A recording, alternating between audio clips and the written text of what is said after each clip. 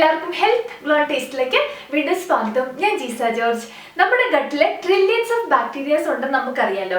ഇതിനെ നമുക്ക് രണ്ട് കാറ്റഗറി ആയിട്ട് തിരിക്കാം. ഒരു ആർമി ഗുഡ് ബാക്ടീരിയയുടേതും മറ്റേ ആർമി ബാഡ് ബാക്ടീരിയയുടേതും. നമ്മൾ കഴിക്കുന്ന ഫുഡ് അനുസരിച്ച് ഒരു ആർമി സ്ട്രോങ് ആയിട്ട് വരും. അതായത് നമ്മളിപ്പോൾ നല്ല ഫുഡ് കഴിച്ചിട്ടുണ്ടെങ്കിൽ ഗുഡ് ബാക്ടീരിയയുടെ ആർമി സ്ട്രോങ് ആവും.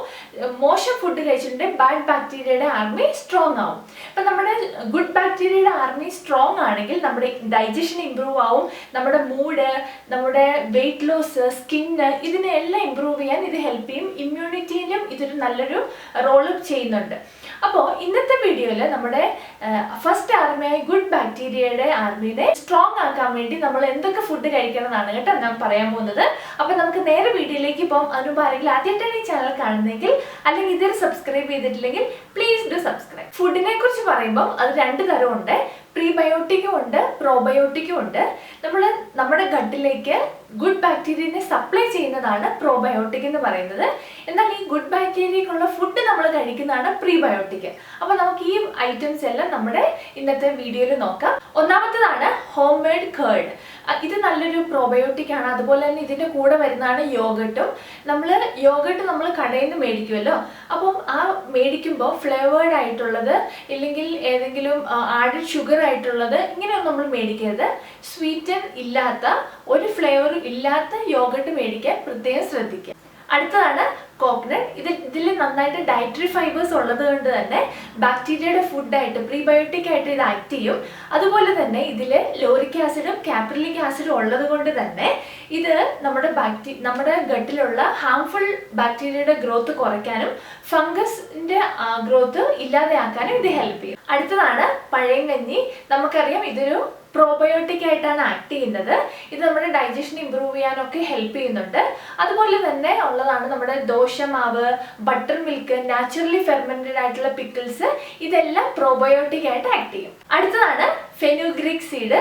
നമ്മൾ ഉലുവ രാത്രിയിൽ വെള്ളത്തിലിട്ടിട്ട് രാവിലെ അതെടുത്ത് കഴിക്കുവാണെങ്കിൽ, ആ വെള്ളത്തോടു കൂടി കഴിച്ചിട്ടുണ്ടെങ്കിൽ ഇത് നല്ലൊരു പ്രീബയോട്ടിക് ആയിട്ട് ആക്ട് ചെയ്യും. കാരണം ഇതിൽ നല്ല സൊല്യൂബിൾ ഫൈബർ ഉണ്ട്. അടുത്തതാണ് സ്വീറ്റ് പൊട്ടറ്റോ. സ്വീറ്റ് പൊട്ടറ്റോയിൽ സൊല്യൂബിൾ ഫൈബർ, ഇൻസൊല്യൂബിൾ ഫൈബർ, അതുപോലെ റെസിസ്റ്റൻസ് സ്റ്റാർച്ച് ഉണ്ട്. അതുകൊണ്ട് തന്നെ ഇത് നല്ലൊരു പ്രീബയോട്ടിക് ആണ്. അതുപോലെ തന്നെ നമ്മുടെ ഗട്ടിലുള്ള ബാക്ടീരിയ സ്വീറ്റ് പൊട്ടറ്റോയിലുള്ള ഫൈബറിനെ ഫെർമെന്റ് ചെയ്തിട്ട് ബ്യൂട്ടറേറ്റ് ആക്കുന്നുണ്ട്. അതുകൊണ്ട് തന്നെ ഗട്ടിലുള്ള ഇൻഫ്ലമേഷൻ കുറയ്ക്കാനും ലൈനിങ്ങിനെ സ്ട്രെങ്തൻ ചെയ്യാനും ഇത് ഹെൽപ്പ് ചെയ്യും. അടുത്തതാണ് ഗ്രീൻ ടീ. ഗ്രീൻ ടീയിൽ പോളിഫിനോൾസ് ഉള്ളത് കൊണ്ട് തന്നെ ഇത് നല്ലൊരു പ്രീബയോട്ടിക് ആണ്. നമുക്ക് ദിവസത്തിൽ 1 അല്ലെങ്കിൽ 2 കപ്പ് ഗ്രീൻ ടീ കുടിക്കാവുന്നതാണ്. അടുത്തതാണ് ഫ്രൂട്ട്സ്. ആപ്പിളില് പെക്റ്റിൻ ഉണ്ട്. അതുകൊണ്ട് തന്നെ ഗുഡ് ബാക്ടീരിയയുടെ അളവ് കൂട്ടുന്നതിന് ഹെൽപ്പ് ചെയ്യും. അതുപോലെ തന്നെയാണ് ബനാനയിൽ റെസിസ്റ്റന്റ് സ്റ്റാർച്ച് ഉണ്ട്. ഇത് പ്രീബയോട്ടിക് ആയിട്ട് ആക്ട് ചെയ്യുന്നു. അതുപോലെ പേരയ്ക്ക, റാസ്ബെറി, ഇതൊക്കെ ഗട്ട് ഹെൽത്തിന് നല്ലതാണ്. അടുത്തതാണ് നട്ട്സ്. അതിൽ പ്രധാനമായിട്ട് ആൽമണ്ട്, വാൾനട്ട്. ഇത് നമുക്ക് രാത്രിയിൽ വെള്ളത്തിലിട്ട് കുതിർത്തിട്ട് രാവിലെ ആ ഒരു ആൽമണ്ടും വാൾനട്ടും കഴിക്കാവുന്നതാണ്. അതുപോലെ തന്നെയാണ് ചിയ സീഡ് നമ്മൾ കുറച്ചെടുത്ത് വെള്ളത്തിൽ കുതിർത്ത് വെച്ചിട്ട് രാവിലെ വെറും വയറ്റിൽ അതിലേക്ക് കുറച്ചും കൂടെ വെള്ളം ആഡ് ചെയ്തിട്ട് ചിയ സീഡ് വാട്ടർ കുടിക്കുന്നത് നല്ലതാണ്. പിന്നെ ഒന്നാണ് ഫ്ലാക്സ് സീഡ് നമുക്ക് ഇളക്കി നന്നായിട്ടൊന്ന് വറുത്തെടുത്തിട്ട് അതൊന്ന് പൊടിച്ചു വെച്ചാൽ നമുക്ക് ഫുഡിൻ്റെ കൂടെ മിക്സ് ചെയ്ത് കഴിക്കാം. അടുത്തതാണ് ഒണിയൻ ആൻഡ് ഗാർലിക്. ഇതിലൊരു സ്പെഷ്യൽ ഫൈബർ ഉണ്ട്. ഇതിൻ്റെ പേരാണ് ഇനൂലിൻ.